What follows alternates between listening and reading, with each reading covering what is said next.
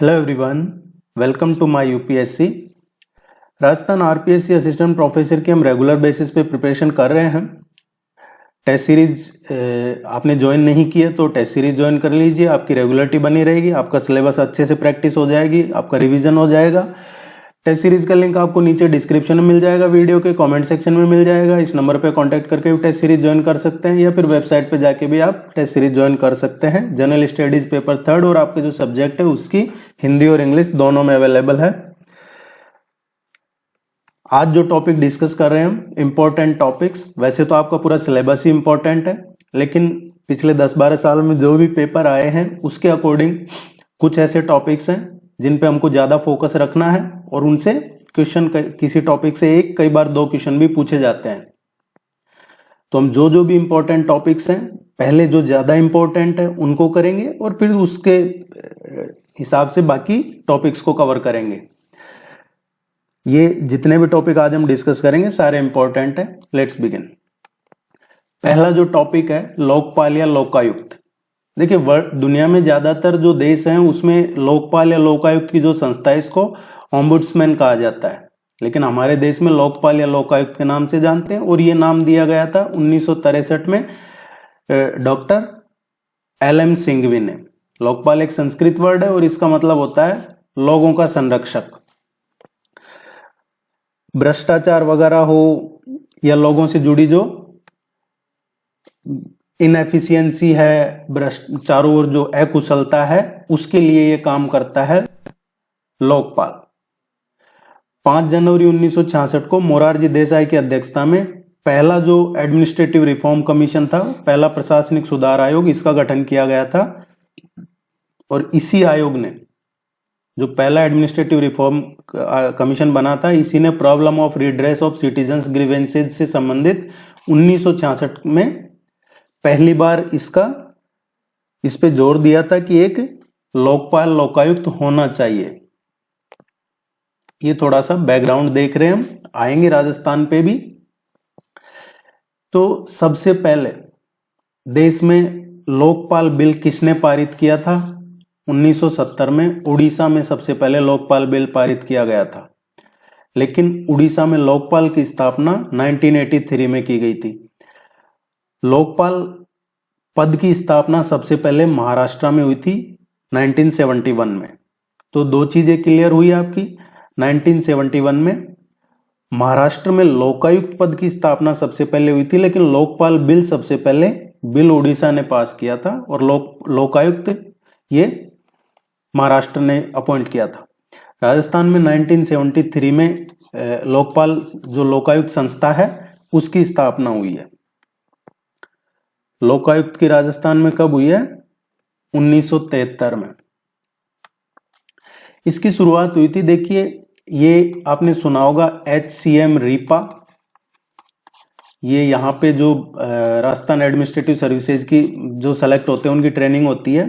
HCM है हरिश्चंद्र माथुर और ये रीपा यहाँ पे ट्रेनिंग होती है। तो ये इन्हीं के नाम पे है और इन्हीं की अध्यक्षता में, हरिश्चंद्र माथुर की अध्यक्षता में 1963 में सबसे पहले जो प्रशासनिक सुधार समिति ने लोकायुक्त जैसी संस्था की स्थापना की सिफारिश की थी, जो स्पेशली भ्रष्टाचार के मामलों पे जांच कर सके।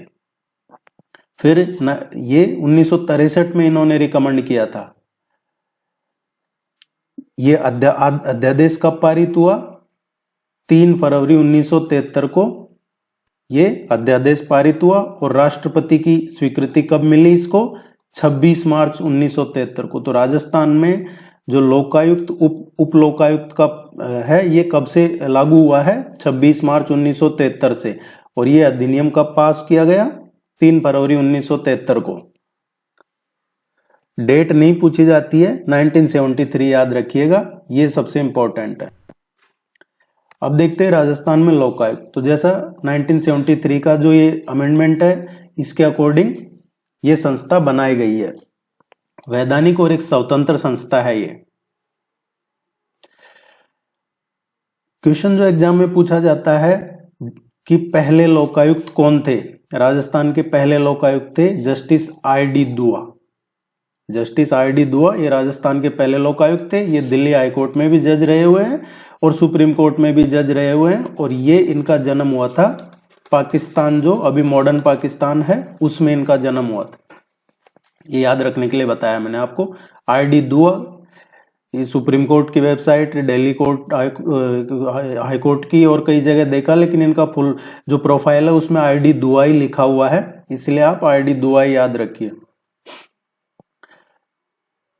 राजस्थान में सिर्फ एक बार ही उप लोकायुक्त बनाया गया है, और वो भी पहली बार ही बनाए थे, और वो ही एकमात्र बने थे। उसके बाद उप लोकायुक्त नहीं बने हैं राजस्थान में। पहले बार जो बने थे एकमात्र वो KPU मेनन थे।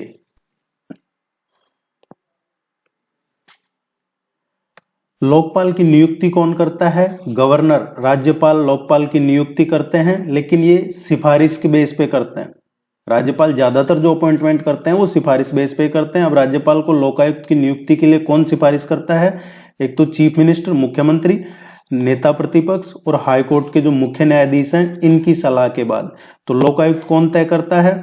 जो कमेटी है लोकायुक्त तय करने की, उसमें मुख्यमंत्री है, नेता प्रतिपक्ष हैं और हाई कोर्ट के मुख्य न्यायाधीश हैं, ये तय करते हैं। फिर इनकी ये सलाह देते हैं राज्यपाल को, और इनकी सलाह के बाद ही राज्यपाल राजस्थान में लोकायुक्त की नियुक्ति करते हैं। हाई कोर्ट के सेवानिवृत्त मुख्य न्यायाधीश, ये सुप्रीम कोर्ट के सेवानिवृत्त न्यायाधीश लोकायुक्त नियुक्त किया जा सकता है। तो इनको लोकायुक्त किसको बनाया जा सकता है? हाई कोर्ट में रिटायर्ड चीफ जस्टिस होना चाहिए हाई कोर्ट का। और सुप्रीम कोर्ट की बात करें तो कोई भी सुप्रीम कोर्ट का जज, रिटायर्ड जज, वो लोकायुक्त बनाया जा सकता है। तो ये दोनों फर्क आप समझिएगा।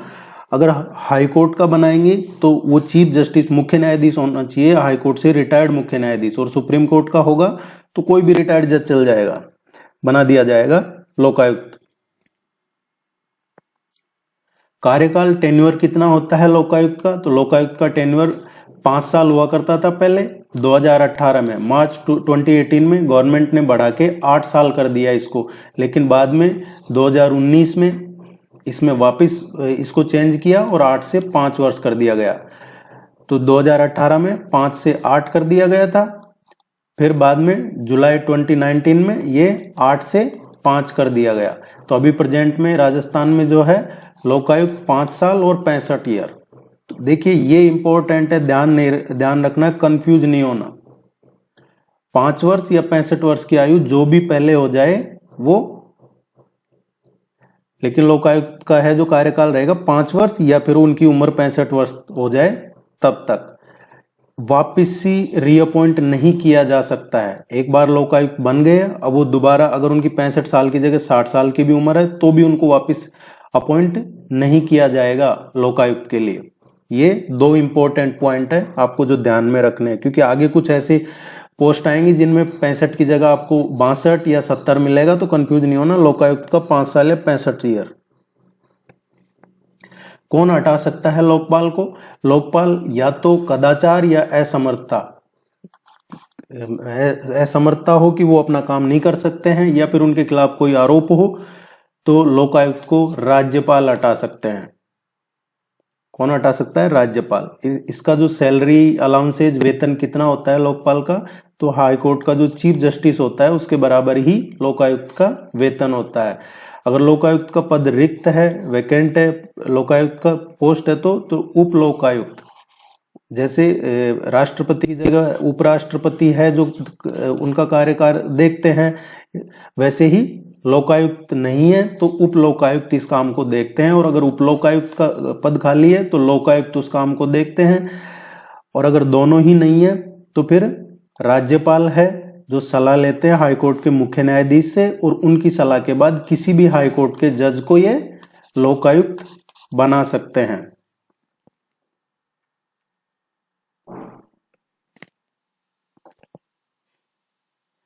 लोकायुक्त किसके विरुद्ध जांच कर सकता है? तो लोकायुक्त जितने भी मंत्री हैं सभी उनके खिलाफ जांच कर सकता है। कोई भी जो लोक सेवक है उसके खिलाफ कर सकता है। लोकायुक्त चीफ मिनिस्टर के खिलाफ नहीं कर सकता, ये ध्यान रखना है।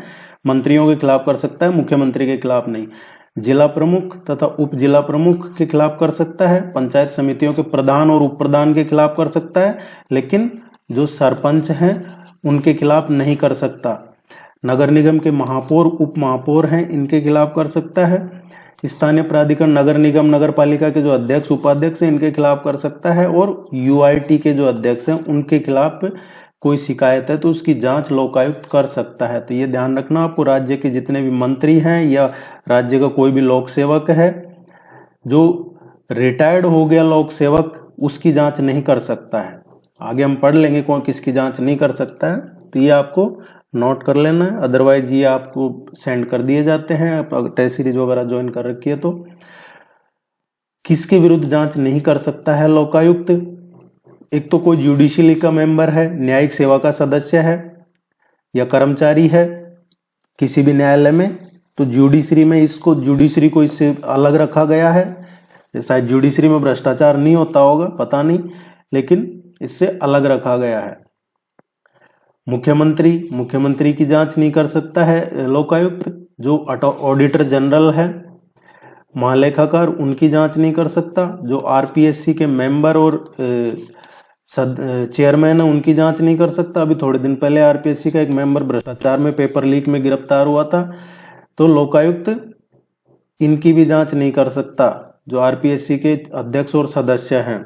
इसके अलावा जो इलेक्शन कमीशन से जुड़े हुए हैं, इलेक्शन कमीशन, मुख्य निर्वाचन आयुक्त या निर्वाचन आयुक्त, प्रादेशिक आयुक्त या मुख्य निर्वाचन अधिकारी की भी नहीं कर सकता है लोकायुक्त जांच।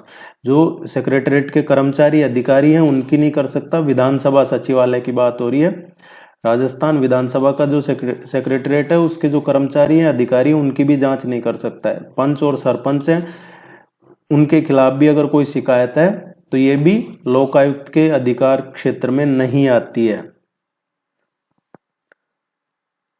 तो जहां सबसे ज्यादा दिक्कत है, उनकी जांच नहीं हो सकती है। या फिर कोई रिटायर्ड पब्लिक सर्वेंट है, उसकी भी जांच नहीं कर सकता है लोकायुक्त।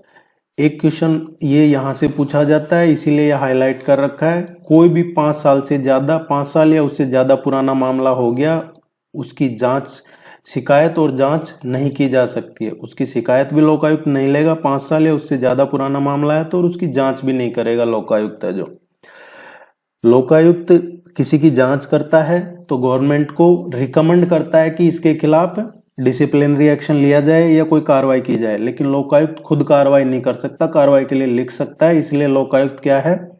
एक एडवाइजरी इंस्टीट्यूट है। क्या है? एडवाइजरी है। यह आपको ध्यान में रखना है।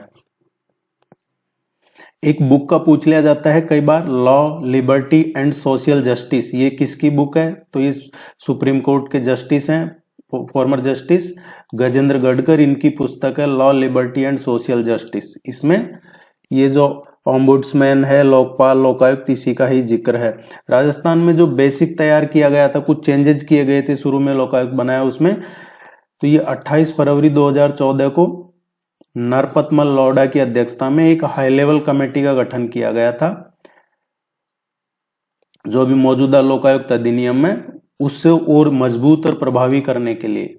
तो ये पूछा जाता है कई बार कि नरपतमल लौडा की अध्यक्षता में कब गठन किया गया था? 28 फरवरी 2024 को। या फिर राजस्थान सरकार द्वारा 2014 में किस कमेटी का गठन किया था, उसके अध्यक्ष कौन थे? तो ये महाधिवक्ता थे नरपतमल लौडा। पहले अभी हैं, उससे पहले 12वें एसएस कोठारी थे, और उनके इस्तीफे के बाद अभी प्रेजेंट में जो राजस्थान के लोकायुक्त हैं, 13वें लोकायुक्त हैं, ये हैं जस्टिस पीके लोहरा।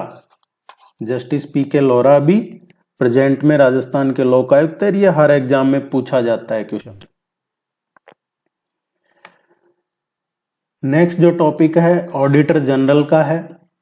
इसमें ज्यादा पूछा नहीं जाता है, ये नाम पूछ लिया जाता है या डेट पूछी जाती है। ऑडिटर जनरल का कब बनाया गया है, ये इसकी स्थापना कब हुई है? 1 अक्टूबर 1949 को। पहले कौन थे? और महालेखाकार रंग बिहारी लाल, ये पहले राजस्थान के महालेखाकार थे। और ये जो इनका लेखा कब तैयार किया गया था पहली बार, तो ये 1949-50 की जो दूसरी छमाही थी, सेकेंड हाफ ईयर जो है साल का, उसमें ये तैयार किया गया था। पहला जो लेखा इन्होंने बनाया था। देखिए लेखा इसलिए क्योंकि इसमें 2 विंग होती है।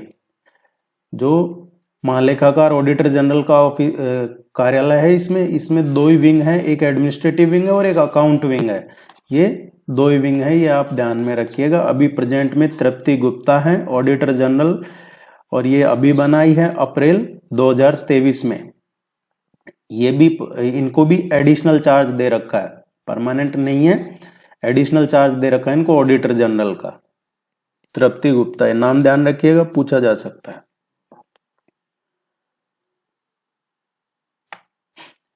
नेक्स्ट है राजस्थान राज्य सूचना आयोग, state information commission, Rajasthan information commission.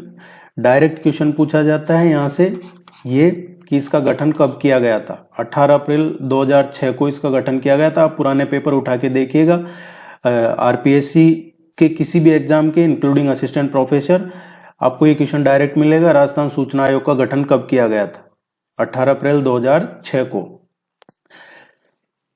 Sorry.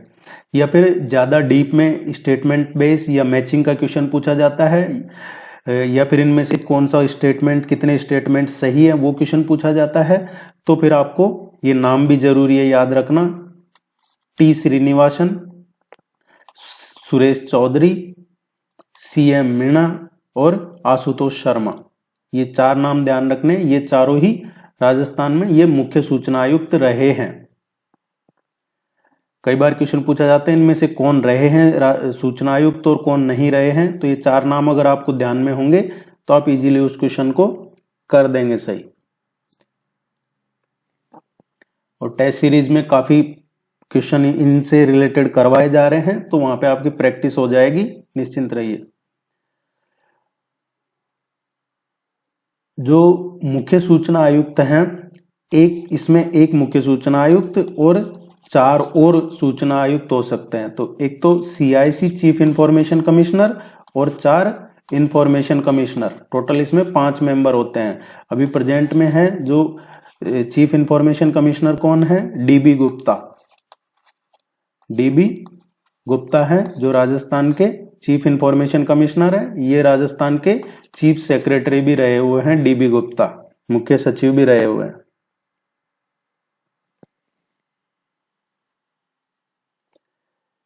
Next जो टॉपिक है राजस्थान राज्य महिला आयोग। महिला आयोग का गठन 15 मई 1999 को किया गया था। ये एक संवैधानिक निकाय है, तो आपको क्या ध्यान रखना है, सबसे इंपॉर्टेंट ये डेट 15 मई 1999 को ये इसका गठन किया गया था। ऑब्वियसली महिलाओं से रिलेटेड जो शिकायतें हैं उन पे निवारण करना उनका, महिला हितों की रक्षा के लिए, या फिर अगर महिलाओं से संबंधित जो ऑलरेडी कोई कानून है उसमें अगर कोई संशोधन है या उनमें कोई सिफारिश है उस कानून से बदलाव की, तो ये वो भी दे सकती है। तो ये भी एक तरीके से एडवाइजरी बॉडी है। 15 मई 1999 को तो ये गठन हुआ इसका राजस्थान राज्य महिला आयोग का। लेकिन क्वेश्चन जो पूछा जाता है, ये पूछा जाता है कि राज्य में पहली महिला नीति या राज्य में महिला नीति कब लागू की गई थी। तो 15 मई 1999 को ये इसका गठन हो गया था। उसके बाद में जो पहली पॉलिसी लागू की थी ये 8 मार्च 2000 को जारी की गई थी। महिला आयोग की इनकी नियुक्ति कौन करता है, तो स्टेट गवर्नमेंट करती है। यहाँ राज्यपाल में कंफ्यूज मत हो जाइएगा, राज्यपाल नहीं करता महिला आयोग की, स्टेट गवर्नमेंट का काम है, वो नॉमिनेट करते हैं। इनका काम कार्यकाल टेन्योर है जो 3 साल का होता है, 3 वर्ष का। इसमें एक अध्यक्ष और 4 मेंबर हो सकते हैं ज्यादा से ज्यादा। अब जो 4 मेंबर हैं उसमें से एक जो सदस्य सचिव है ये कौन अपॉइंट करेगा, ये अपॉइंट नहीं, गवर्नमेंट का आदमी होता है, ये कह सकते हैं गवर्नमेंट का होता है अधिकारी, ये उसको सदस्य सचिव बोलते हैं।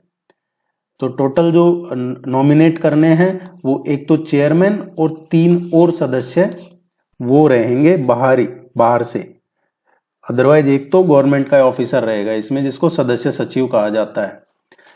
3 साल के लिए अध्यक्ष और 3 सदस्य। अब 3 सदस्य में यहां से आपको कंफ्यूज किया जाता है क्वेश्चन में, तो आप ये क्लियर कीजिएगा कि एसटी या एससी 1 मेंबर और ओबीसी एक मेंबर, ये कंपलसरी है, जरूरी है कि जो 3 सदस्य होंगे उन 3 सदस्यों में एक सदस्य या तो ST SC का होगा या फिर OBC महिला होगी। ऑब्वियसली महिलाएं होंगी सब, लेकिन ST SC से होगा एक या तो, और एक है जो OBC का होगा। ये 2 तो जरूरी ही है, इसके अलावा आप तीसरा किसी को बना सकते हैं। जो सदस्य होगा राजस्थान सरकार, राज्य सरकार उनको कोई पदस्थापित अधिकारी है वो बनाती है।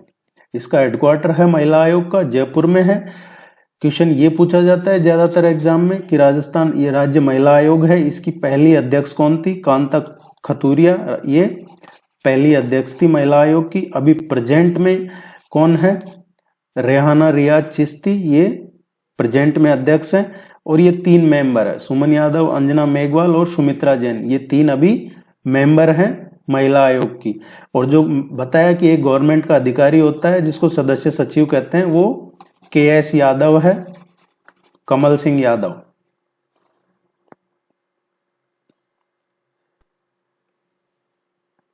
देखिए, आप इनको अगर सीरियसली जो पढ़ाया जा रहा है, बताया जा रहा है, उसको कर लेते हैं तो फिर आपको ज्यादा प्रॉब्लम आएगी नहीं, बहुत अच्छा आपका स्कोर हो जाएगा।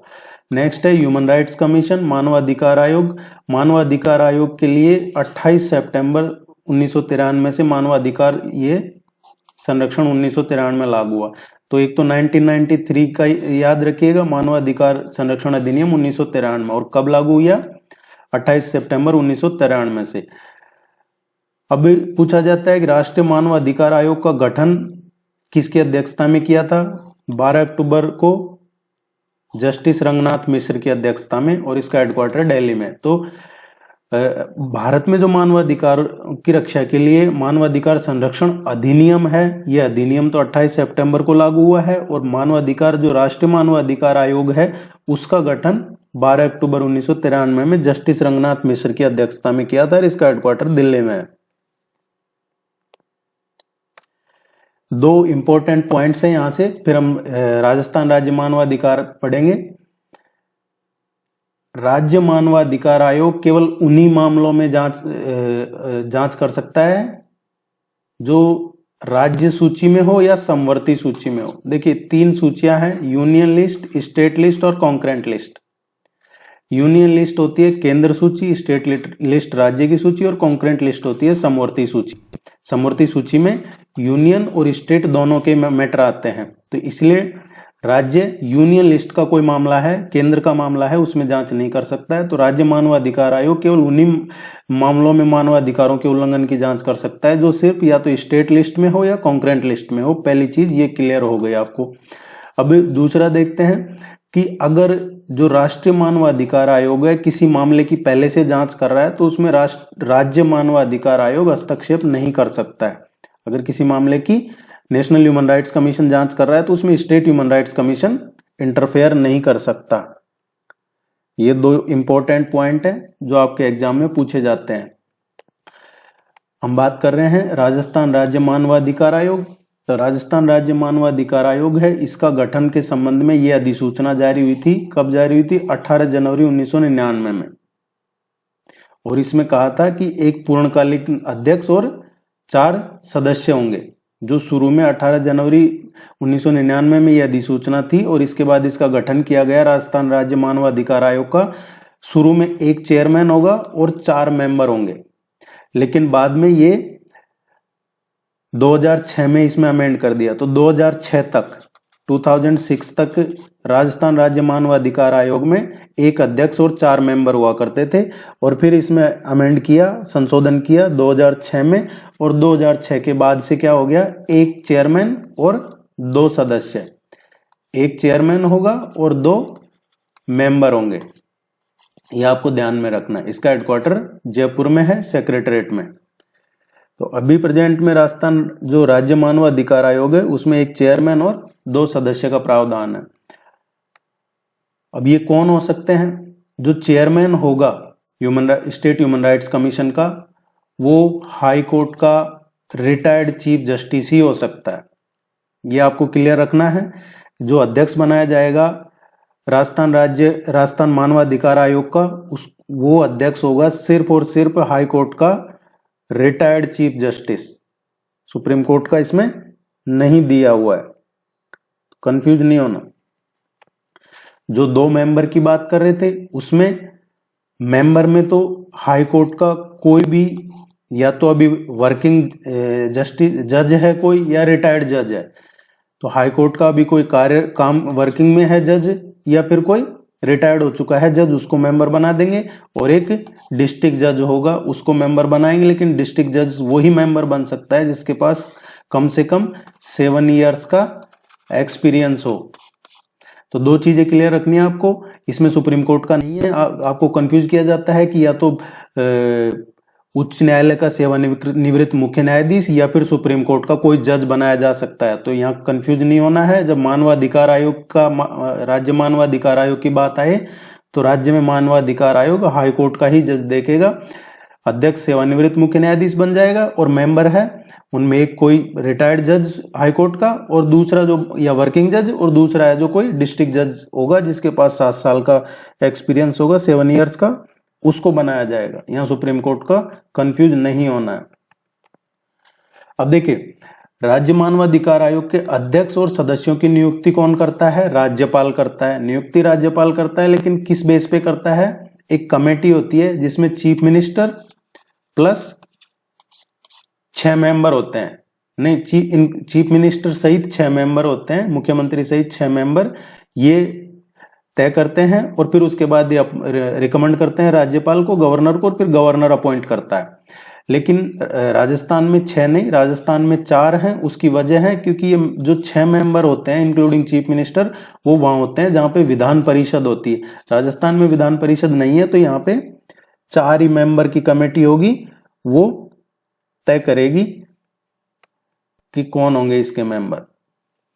एक और जो सबसे इंपॉर्टेंट है कि अपॉइंटमेंट तो राज्यपाल करता है राज्य मानवाधिकार आयोग के अध्यक्ष और जो मेंबर हैं उनका, लेकिन इसको बर्खास्त करना या हटाने का अधिकार केवल और केवल राष्ट्रपति के ही पास है। प्रेसिडेंट ऑफ इंडिया ही इनको हटा सकता है, राज्यपाल तो हटा नहीं सकता है। ये ध्यान रखना आपको, ये सबसे इंपॉर्टेंट। इनका टेन्योर पूछा जाता है तो राज्य मानवाधिकार आयोग का 5 वर्ष या 70 साल। मैंने आपको पहले कहा था जब हम पढ़ रहे थे लोकायुक्त का, तो 5 साल और 65 था, लेकिन यहां पे मानवाधिकार आयोग में 70 साल है। और लोकायुक्त में हम पढ़ रहे थे कि वो वापिस रीअपॉइंट नहीं किया जा सकता, लेकिन यहाँ पे 70 साल की अगर आयु नहीं हुई है तो मानवाधिकार आयोग में, राज्य मानवाधिकार आयोग में वापिस से रीअपॉइंट किए जा सकते हैं। तो ये 2 डिफरेंस है जो मैंने आपको बता दिए। यहां से कंफ्यूजन क्रिएट होता है, तो आप अपने एकदम क्लियर कंसेप्ट रखिए लोकायुक्त और इसमें जो पहले हम पढ़ रहे थे topic.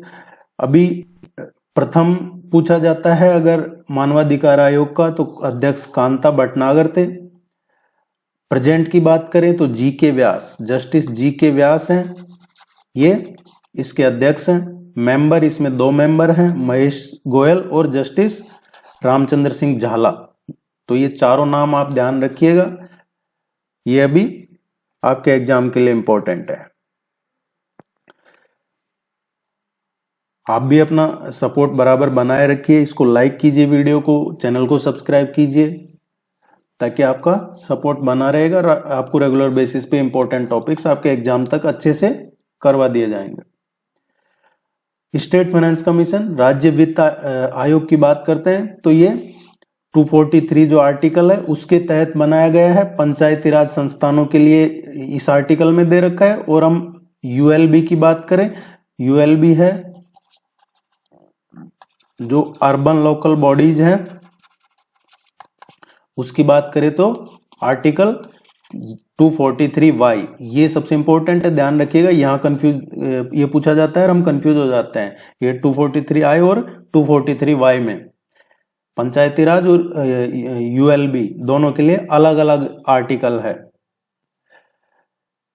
73rd constitutional amendment act से ही स्टेट फाइनेंस कमीशन बनाया गया है। 73वां जो संविधान संशोधन अधिनियम था उसी में प्रावधान किया है राज्य में एक वित्त आयोग होगा। हर 5 साल के बाद जो भी स्टेट में गवर्नर हैं वो इसका गठन करता है राज्य में वित्त आयोग का। इसमें एक चेयरमैन और राज्यपाल इसके मेंबर अपॉइंट करता है, जो मैक्सिमम 4 मेंबर हो सकते हैं। तो एक तो अध्यक्ष और राज्यपाल द्वारा निर्धारित सदस्यों की ज्यादा से ज्यादा मैक्सिमम जो संख्या हो सकती है वो 4 हो सकती है। अभी प्रेजेंट में जो चल रहा है वो 6th फाइनेंस कमीशन है राज्य में, 6ठा राज्य वित्त आयोग चल रहा है। इसका गठन 12 अप्रैल 2021 को किया गया था, क्योंकि 5वां 2020 में 5वां जो वित्त आयोग था वो 2015 से और 2020 के लिए था, और जो छठा चल रहा है ये 2020 से और 2025 तक के लिए बनाया है। छठे वित्त आयोग का गठन 12 अप्रैल 2021 को किया गया है। और राज्य वित्त आयोग यूएलबी के लिए, जो अर्बन लोकल बॉडीज है, उसके लिए भी यही चीजें रिकमेंड करता है सेम, लेकिन वो आर्टिकल ये है। इनकी जो रिपोर्ट है राज्य सरकार के सामने रखी जाती है। राज्यपाल रखते हैं, राज्यपाल के माध्यम से रखी जाती है। अब तक टोटल 6 वित्त आयोग का गठन हो चुका है, और अभी जो वित्त आयोग का गठन हुआ है ये ध्यान रखना, इसके अध्यक्ष हैं प्रद्युमन सिंह, जो 1 अप्रैल 2020 से 31 मार्च 2025 तक इनका कार्यकाल रहेगा। इससे पहले जो था वो 5वां था, 15 से 20 के लिए, और पहला था उसके अध्यक्ष कृष्ण कुमार गोयल थे, के गोयल, 95 से 2000 तक। तो ये सभी चीजें आपको ध्यान में रखनी है, प्रेजेंट का सबसे इंपॉर्टेंट है। उम्मीद है ये आपको यूजफुल लगा होगा। इसी तरीके से और भी आपके इंपॉर्टेंट टॉपिक्स मैं करवाता रहूंगा। आप अपना सपोर्ट बनाए रखिए, चैनल को सब्सक्राइब कीजिए, वीडियो को लाइक कीजिए, टेस्ट सीरीज ज्वाइन कर लीजिए ताकि आपकी और अच्छे से प्रैक्टिस हो जाएगी। All the very best, good luck, thank you very much.